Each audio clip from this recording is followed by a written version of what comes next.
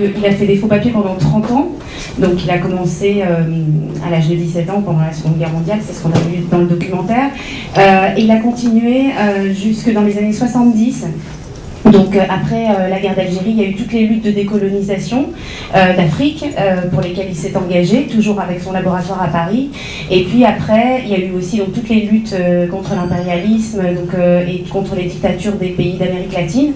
Et il y a aussi quelque chose qui est moins dit dans le documentaire, qui était les luttes contre les dictateurs d'Europe, c'est-à-dire contre Salazar au Portugal, contre les colonels en Grèce, contre Franco aussi en Espagne, qui a été une lutte très très longue, pour laquelle il a essentiellement d'ailleurs pas fait les faux papiers lui-même, mais essentiellement formé des jeunes apprentis faussaires pour qu'ils puissent se débrouiller chacun dans leur organisation et dans leur pays. Je dis dans leur organisation parce qu'il y avait 3 organisations différentes qui ne voulaient pas se rencontrer au laboratoire de mon père. Donc il était obligé de les former séparément, c'est-à-dire les communistes, les trotskistes et les anarchistes ne voulaient pas prendre ensemble, mais ils luttaient bien tous pour la même cause, et en tout cas ils partageaient le même professeur. Voilà. Et il a arrêté donc les faux papiers à la fin de l'année 71. Les derniers faux papiers qu'il a fait étaient des faux papiers pour le parti pour l'ANC, pour l'Afrique du Sud, pour le parti de Nelson Mandela. Il y avait aussi des faux papiers qu'il a fait de manière plus occasionnelle, c'est-à-dire pour des déserteurs américains qui ne voulaient pas aller servir au Vietnam. Il y a eu aussi au moment du printemps de Prague, voilà, des choses qui sont arrivées comme ça de manière plus ponctuelle, mais qui venaient toujours à peu près par les mêmes réseaux. L'autre chose qui n'était peut-être pas complètement dite là dans l'extrait du documentaire, c'est que donc, pendant la guerre d'Algérie, il a participé aux 2 réseaux, les réseaux Janson et Curiel, et que après la guerre d'Algérie, il a continué. Donc Georges Madéi, que vous avez vu dans le documentaire, était le bras droit de Curiel, donc il a continué à ses côtés, mais pas que, puisqu'il a toujours souhaité être absolument indépendant. C'est vrai que la vie d'Adolfo, elle n'est pas que gay, et qu'en plus, parce qu'il a dû faire des faux papiers, et parce qu'il n'était pas payé pour les faire, il a toujours refusé d'être payé, il a fait beaucoup de sacrifices. Et souvent, on en parle assez peu, la lutte clandestine, on parle des faits d'armes, on parle de tous ces beaux souvenirs, etc. Et j'ai sélectionné un passage qui, je trouve, raconte assez bien et de manière un peu légère, les problématiques auxquelles il était confronté à cause des secrets. Alors là, je commence un peu par la fin, on est en 1967. Ainsi, cette même année 1967, je fournissais des faux papiers aux combattants et aux insoumis de 15 pays différents. Et ce n'était encore rien comparé aux années qui allaient suivre, jusqu'en 1971. Autant dire que la reprise de mon activité de faussaire, surtout à ce rythme, bouleversait mes ambitions artistiques. Refusant d'être payé par les organisations, je devais bien gagner ma vie autrement. Photographe le jour, faussaire la nuit, les comptes de ma société toujours dans le rouge, je me donnais un mal fou pour boucler les fins de mois. Sur le plan personnel et familial, c'était toujours le même désordre. Bien souvent, je n'honorais pas la promesse d'emmener mes enfants se promener le week-end, sans jamais pouvoir leur expliquer pourquoi, alors que je savais qu'ils m'attendaient des heures entières. Comme j'avais 1000 secrets à ne pas divulguer, je parlais le moins possible, évitant d'inventer trop de mensonges dans lesquels je risquais de m'embourber. Katia, guérie de sa déprime, avait fini par partir. J'ai fait plus tard la connaissance de Lia Lacombe, l'assistante de Pierre Schaeffer à l'ORTF, avec qui je me suis installée dans un nouvel appartement rue Charles Baudelaire. Mais une fois encore, mes activités nocturnes m'empêchaient d'être à la hauteur de ses attentes. Ma vie sentimentale a toujours été pleine de malentendus. Mais avec Lia, la situation atteignit son paroxysme. Je travaillais, elle croyait que je découchais. Et comme je ne pouvais ni la rassurer, ni la mettre dans le secret, ne serait-ce que pour la protéger, impossible de lui ôter l'idée que j'étais dans les bras d'une autre quand elle m'attendait jusqu'au petit matin, le regard noyé et débordant de reproches. Je lui expliquais que je travaillais pour mon exposition. Or, elle ne voyait jamais un cliché. Et il est vrai que, même à ses côtés, j'avais souvent la tête ailleurs. Mais pas là où elle croyait. Je me souviens d'un jour où mes silences l'ont fait exploser. Je te parle depuis une demi-heure, tu regardes dans le vague, tu ne me réponds pas, mais où es-tu à la fin ? J'ai répondu laconiquement, en Angola. Tu fréquentes une Angolaise ? Scènes, disputes, larmes et incompréhension. Mes secrets entraînaient invariablement ce genre de problème. Je n'ai jamais réussi à concilier activité clandestine et vie sentimentale, sauf lorsque mes compagnes étaient elles-mêmes impliquées dans les réseaux. De plus, tout en travaillant jour et nuit, j'étais toujours fauchée. Je ne prenais jamais de vacances, n'étais pas disponible. Enfin, disons la vérité, je n'étais pas un bon parti.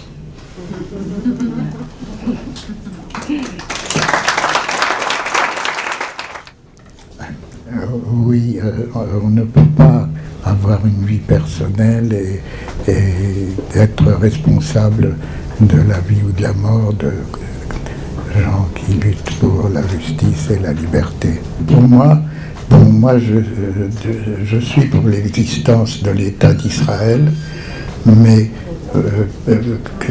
j'ai eu une grande déception et une dépression même quand l'État d'Israël a été créé avec une religion d'État. Moi, je pensais à un État laïque, ouvert à tous les peuples, quels qu'ils soient, et surtout ceux qui vivent déjà dans le pays. Et pour moi, ça a été une énorme déception. Ça a été pris comme un abandon, une lâcheté, enfin, un égoïsme. Ton comportement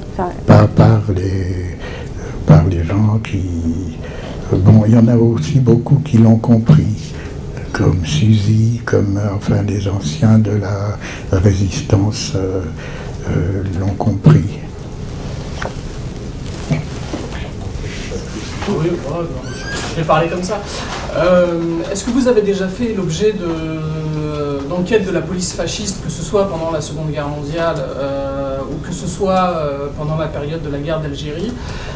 Comment est-ce que vous avez fait finalement pour échapper aux mains des flics, quoi, et voilà. Eh bien, d'abord, les gens ne savaient pas ce que je pense.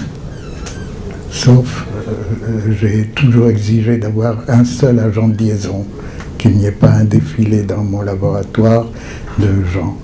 Donc, la première, c'était Michel Firck, qu'on appelait Jeannette, qui est morte, c'est au Guatemala. Au Guatemala, oui. Donc, il y avait j'avais la réputation d'avoir très mauvais caractère. Je ne sais pas si c'est vrai, mais j'étais exigeant sur la sécurité. D'ailleurs, déjà pendant la Deuxième Guerre mondiale, j'ai sauvé les laboratoires, j'ai fait beaucoup de choses positives dont on ne parle pas, par mon soi-disant mauvais caractère et mes exigences de ne pas donner d'adresse, de ne pas... etc. Bon, alors, au point de vue police, j'ai été un jour invité par, c'est d'ailleurs dans le livre que ma fille a écrit, par le fils d'un fusilier de Châteaubriand qui m'a envoyé un agent pour le MNA.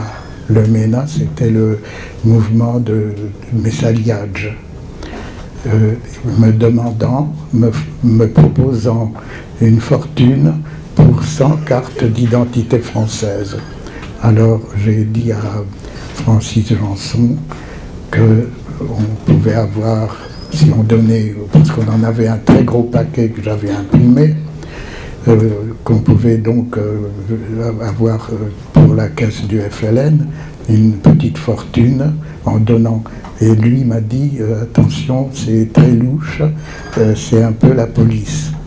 Alors j'avais un rendez-vous au Old Navy, un petit café du quartier latin, avec une page d'une revue, et la personne à qui je devais donner la réponse devait avoir le reste de la page.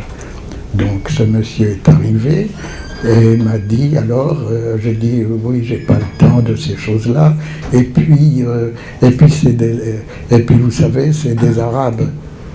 Alors il a cru que j'étais raciste, comme une majorité de gens d'ailleurs. Donc ça a été transmis comme ça. Ça veut dire que, je pense qu'on a dû un peu m'oublier. Mais les gens ne savaient pas ce que je pense.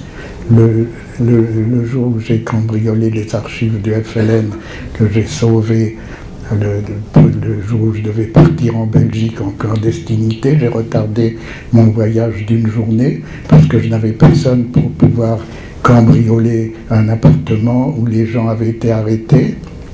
Les gens avaient été arrêtés, une Française et un Algérien responsable, et il y avait toutes les archives. Enfin, j'ai pu faire pour le mieux. Bon, on ne peut pas. Il y avait l'expérience des autres guerres, enfin, et puis voilà. Une histoire où c'est pas résolu sur la question de est-ce que c'était la police, pas la police. C'est les derniers faux papiers qu'il a fait, d'ailleurs qu'il n'a pas fait, étaient donc des papiers pour l'ANC, et il y a eu 3 demandes pour la même cause, ce qui n'était pas illogique puisque tous les mouvements de libération évidemment voulaient soutenir l'ANC. Mais en revanche, les 3 demandes émanant de 3 personnes différentes avaient le même modèle. Voilà. Donc le même modèle de passeport a été donné 3 fois à Delfaux, à 3 moments différents et même dans des pays différents. Donc il y avait un problème, comment ce modèle pouvait transiter d'organisation en organisation et que ce soit toujours le même et qu'il revienne toujours à lui. Ça n'a jamais été clarifié. Qu'est-ce qui s'est passé à ce moment-là? C'est pour ça que j'ai arrêté. Et c'est pour ça qu'il a arrêté, qu'il est parti se planquer en Algérie et qu'il a arrêté définitivement. Mais c'est vrai que c'est pas, ça reste quelque chose de pas résolu. Toujours sur l'Afrique du Sud, moi j'ai été contactée il y a quelques années d'ailleurs par des journalistes sud-africains qui essayent d'établir un lien entre l'assassinat d'Henri Curiel et l'Afrique du Sud. Voilà. Et donc voilà, il y a ce truc-là, on ne sait pas si c'est parce qu'on dit que c'est la main rouge. En fait, on ne sait pas qui était commanditaire, si c'était des flics, pas des flics, etc. Pour pouvoir écrire le livre, j'avais un certain nombre j'avais de la matière, notamment par exemple le documentaire là qu'on a vu, il a été diffusé avant que moi j'écrive le livre. En revanche, beaucoup de personnes qui sont dans le documentaire sont décédées depuis, évidemment. Et quand je me suis mise à écrire le livre, d'ailleurs j'ai commencé, avant même d'écrire quoi que ce soit, à me dire vite, qui dois-je interroger avant qu'il soit trop tard. Et ça, de toutes les personnes que j'ai interrogées, au moment de la publication du livre, la moitié était décédée. Donc il y avait cette urgence-là. Est-ce que je pouvais tout dire ? Une des premières questions que m'a posée mon père quand j'ai dit que j'allais faire le livre, il était d'accord pour raconter, etc. Une des premières questions qu'il m'a posée, c'est d'accord, mais est-ce qu'il y a prescription ? Et c'était pour pouvoir me dire si oui ou non on pouvait tout raconter ou pas, c'est à toutes les causes. Et d'ailleurs, donc il y a 30 ans, le problème des faux papiers, la prescription n'est pas aussi longue que pour la fausse monnaie. Mais comme il a fait aussi de la fausse monnaie, même si elle n'a pas été mise en circulation, à partir du moment où il l'a fait et où il voulait raconter, il fallait absolument qu'il y ait prescription. Donc c'était ça sa question. Il était très rassuré de savoir que normalement on ne le mettrait pas en prison pour avoir sauvé des vies. Voilà. Et puis après, non, ça a été des entretiens, ça a été 1 an d'entretien entre lui et moi, 2 fois par semaine. On est retourné dans les lieux, beaucoup de lieux que moi je n'arrivais pas à décrire, puis c'est aussi une période que j'ai pas connue, donc c'était compliqué. À un moment donné, j'ai fait le choix de l'écrire à la première personne du singulier. Donc comme si j'étais lui, donc du coup je ne pouvais pas être un peu approximative dans ses souvenirs, on va dire. Et puis, non, c'était très très riche. Le plus compliqué a été pour moi justement de faire le tri et de ce que j'allais mettre et pas mettre. Aussi pour que ça puisse se lire facilement et que voilà, donc ça c'était une vraie difficulté. Et puis je lui faisais lire chapitre après chapitre dans le désordre. Voilà, et puis il me disait ce qu'il en pensait. Est-ce que vous avez découvert des choses en faisant ces recherches et en faisant... Est-ce qu'après vous avez une autre vision de lui? Parce que si c'est votre père, il devait y avoir le mythe de la petite fille aussi, de ce que vous avez dû ressentir enfant et de ce que vous avez découvert du coup en décrivant ça. J'ai découvert beaucoup de choses qu'il ne disait jamais. Notamment ce que ça voulait dire une vie en clandestinité, tous les sacrifices qu'il avait faits dont j'avais pas j'avais pas compris que ça avait pu être aussi dur, des choses sur lesquelles il n'avait pas participé. Il y avait plein de souvenirs qu'il n'avait pas forcément envie de partager avec sa propre fille en fait. Notamment tout ce qui est triste parce qu'on a envie de protéger ses enfants de ça, etc. Donc ça, ouais, ça a changé le rapport. Ça a changé le rapport fondamentalement. Après, je me suis dit, sur plein de choses passées, je me suis dit, ah tiens, ça explique peut-être la réaction qu'il avait eue ce jour-là. Donc quand j'étais adolescente et que j'ai fait une crise très violente, dans tous les sens du terme, il réagissait avec beaucoup de... Ça l'inquiétait pas, voilà. Et je me souviens d'une phrase où il avait dit un jour, il a dit c'est normal que tu sois en colère, que tu aies de la colère. Voilà.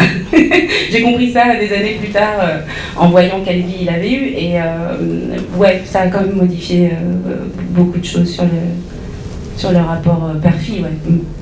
Pour moi, sortir de la clandestinité, c'était aussi arrêter le travail les responsabilités par rapport à la fabrication des faux papiers.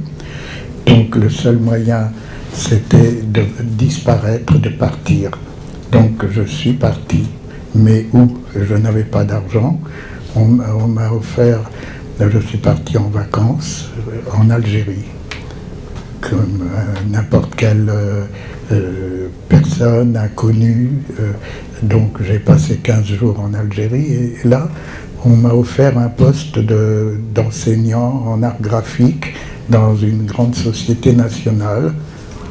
Il y avait beaucoup de pieds rouges à l'époque, on appelle pieds rouges tous ces gens qui venaient travailler en Algérie. Donc j'ai accepté ce poste, j'ai dit pour 1 an seulement, et je suis resté 10 ans. Donc il a fallu revenir en France. Bon, ce serait trop long de vous raconter toutes les difficultés et péripéties, parce que j'étais toujours argentin, quoique officier dans l'armée française, j'avais démissionné de l'armée et refusé la nationalité, tellement j'étais fâché après la libération, après l'arrêt des déportés.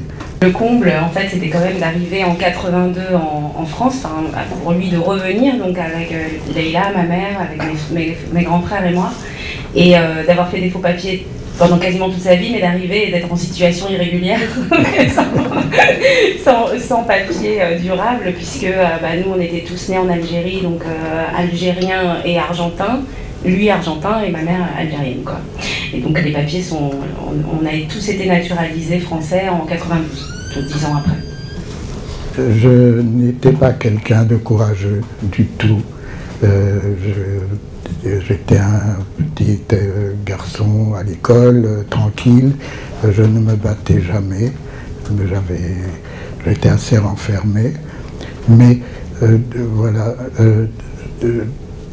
Quand la Deuxième Guerre mondiale a commencé, et tout à coup, on m'a collé l'étiquette juif, je ne savais même pas ce que ça veut dire. Mon père était libre-penseur, d'origine juive, bien sûr, mais la religion, chez nous, ça n'existait pas. Donc, c'était déjà un peu difficile. Ma mère a été assassinée quand j'avais 15 ans. Elle a été jetée par la portière d'un train.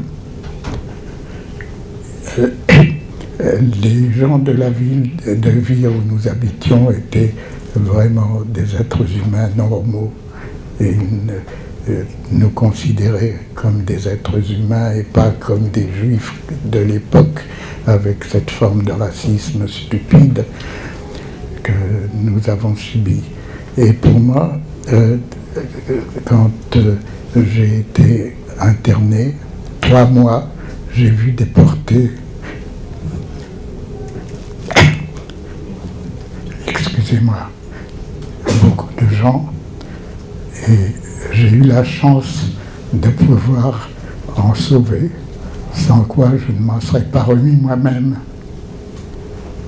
Donc il n'y a pas de question de courage ou pas courage, c'était une question de vie ou de mort. Et j'ai eu la chance de pouvoir en sauver beaucoup. À propos de la technique, bon,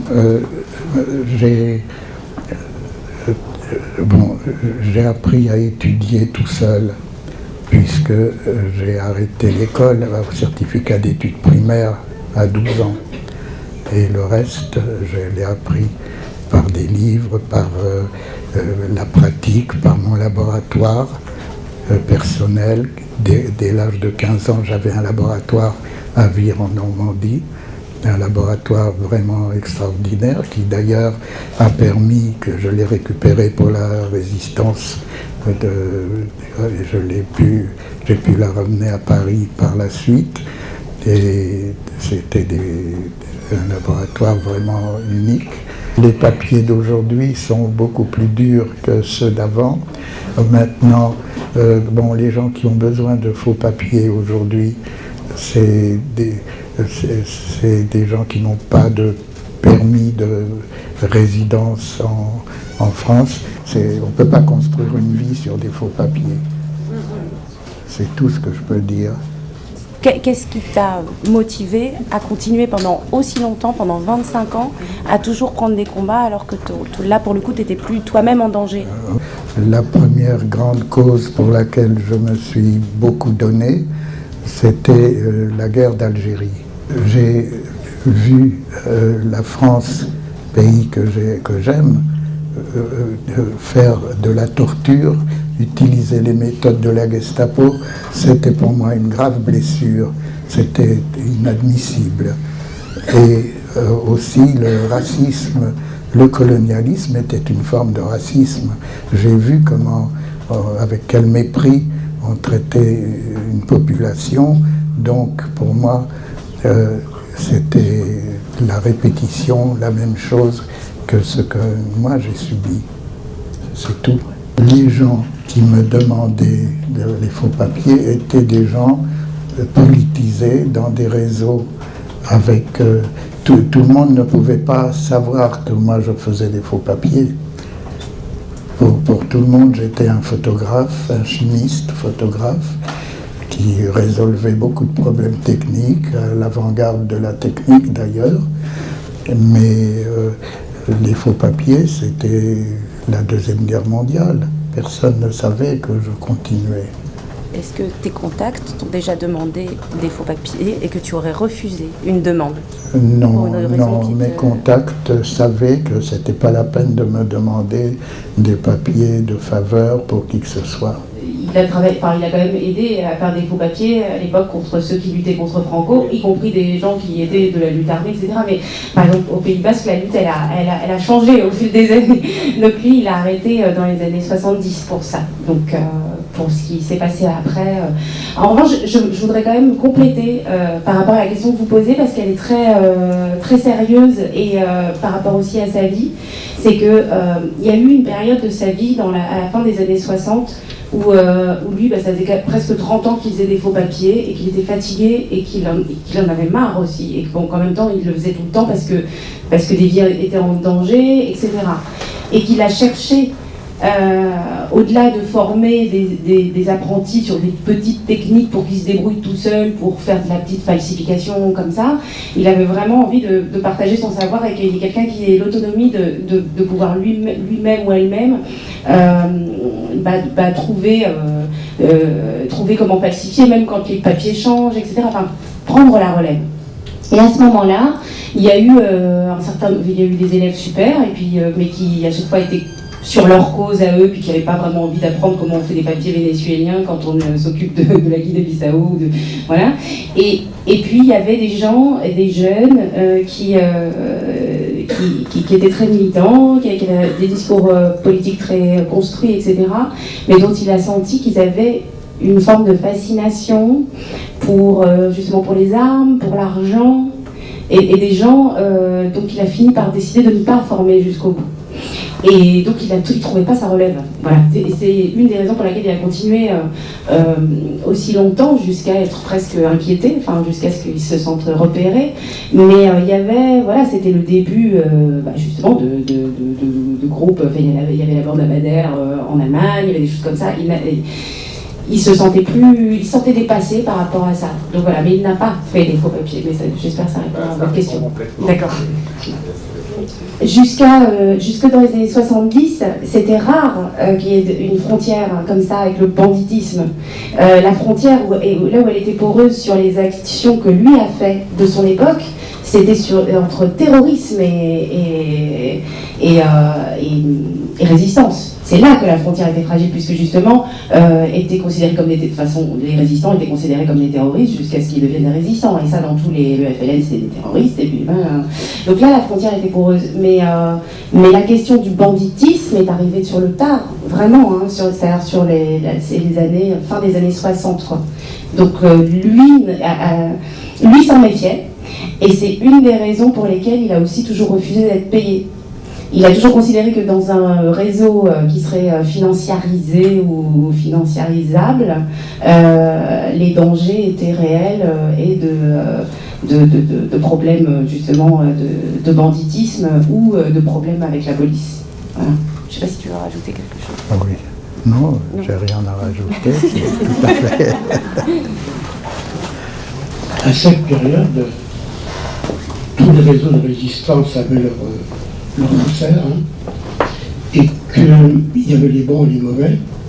Puis il y avait surtout le fait qui facilitait l'approche, c'est que pour une carte d'identité, on allait chez le libraire, on achetait la carte d'identité, on allait chez le commissaire de police pour finir de la remplir et de la viser. Donc le faussaire, il se contentait, si je puis dire, de faire les cachets. Mais il se trouve, mais ça c'est très personnel, qu'à la fin de la guerre, quand j'ai été caché dans le Vexin, c'était en juin 1944, après le débarquement, parce qu'avant les gendarmes n'avaient pas fait, j'ai eu une vraie fausse carte d'identité faite par les gendarmes de Saint-Clair-sur-Epte. Ces gens-là étaient courageux, mais après le débarquement. Mais pour en revenir au faussaire, j'ai été dans les années 48-49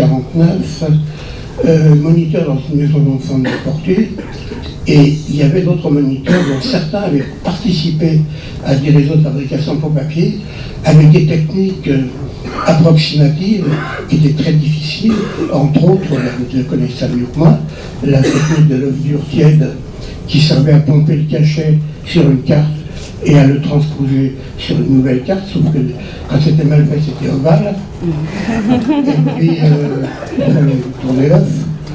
Et puis, il y avait une autre technique que j'avais apprise pour distraire les enfants, mais qui se faisait pendant la guerre. C'était de prendre une pomme de terre, de la couper en deux, finement, à la lame rasoir, de pomper à nouveau l'encre du cachet et de la transposer. Mais là, ça maculait un peu. Donc c'est vrai que je parle des bons et des mauvais faussaires. Oui, les mauvais faussaires, c'est pas de mauvaise volonté, mais il y en a eu énormément. La carte d'identité au début de l'occupation n'était pas obligatoire. Alors, on achetait effectivement dans une librairie, une papeterie, une carte d'identité, dont d'ailleurs j'en ai encore quelques-unes. C'était un carton, enfin, il y avait écrit carte d'identité. On allait au commissariat ou à la mairie avec un acte de naissance, un certificat de domicile, et ils vous établissaient votre carte d'identité. Bon, ça c'était avant. Ensuite, Vichy a créé la carte d'identité française, qui était avec un petit filigrane imprimé jaune. C'était un simple carton, il n'y avait pas de filigrane transparent, donc c'était très facile pour moi d'imprimer ça.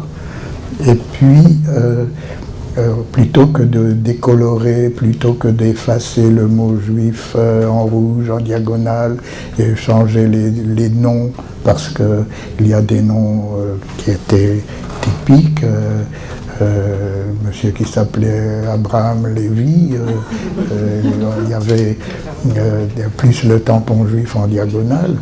Bon, bref. Donc, il suffisait d'avoir un faux acte de naissance. Alors, l'acte de naissance, c'était un papier blanc ordinaire, imprimé, il y avait marqué acte de naissance en gros caractères, enfin, donc c'était facile à imprimer, il n'y avait pas de filigrane, il n'y avait pas de... et puis un tampon, et avec ça, le commissaire ou la mairie faisait un vrai faux papier. Mais bon, c'était limité. Il fallait que la personne n'ait pas d'accent, il fallait... Enfin bon, mais c'était tellement plus simple. Une fois les choses de fonctionnement mis en route, une fois que la petite presse à imprimer fonctionne, bon ben autant en faire plus. Et puis voilà. Mais alors, les difficultés ont augmenté petit à petit. Il y a eu après un filigrane transparent, puis un filigrane opaque.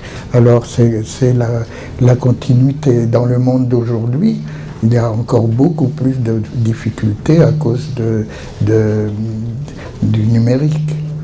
Alors ça, mais les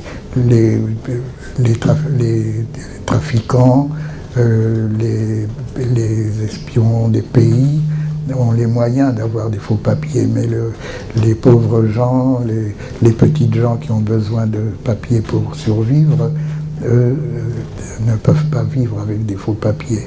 Je le répète, on ne peut pas construire une vie avec des faux papiers.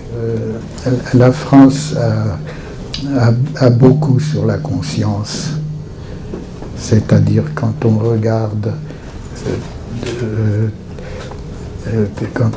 il y a encore aujourd'hui des gens qui n'ont pas compris ce qu'est la liberté, ni l'égalité, ni... Bon, mais ça, il n'y a pas que la France. Dans l'être humain, malheureusement, a encore beaucoup de chemin à faire. Quand tu vois ce que c'était à l'époque de la colonisation, qu'est-ce qu'elle t'inspire, la France d'aujourd'hui, là, en 2014? Aujourd'hui, ouais. Est-ce que vous êtes optimiste ou plutôt l'inverse, plutôt pessimiste? Non, je suis optimiste parce que, bon, j'espère, enfin, j'espère que les choses se clarifient, enfin, les gens prennent leurs responsabilités.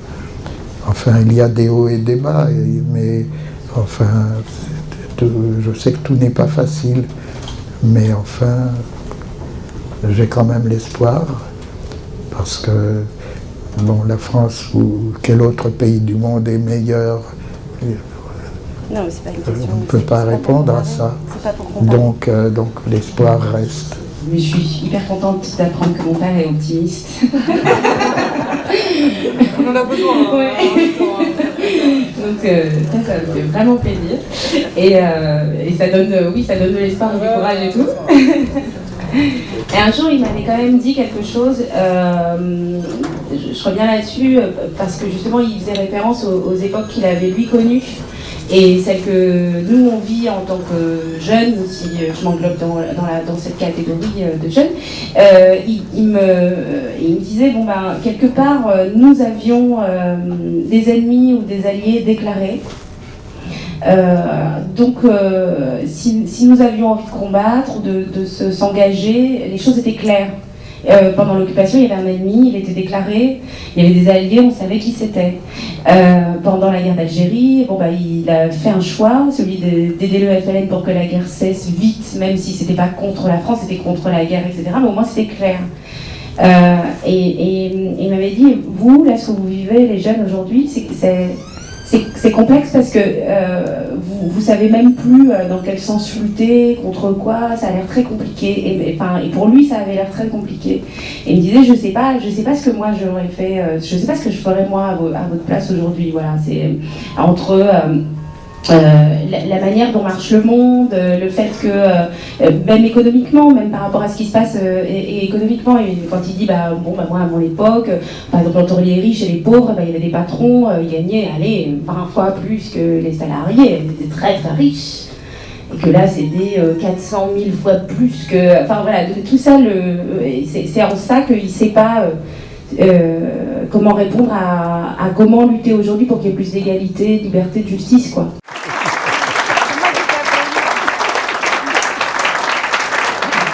N'importe quoi que j'applaudis.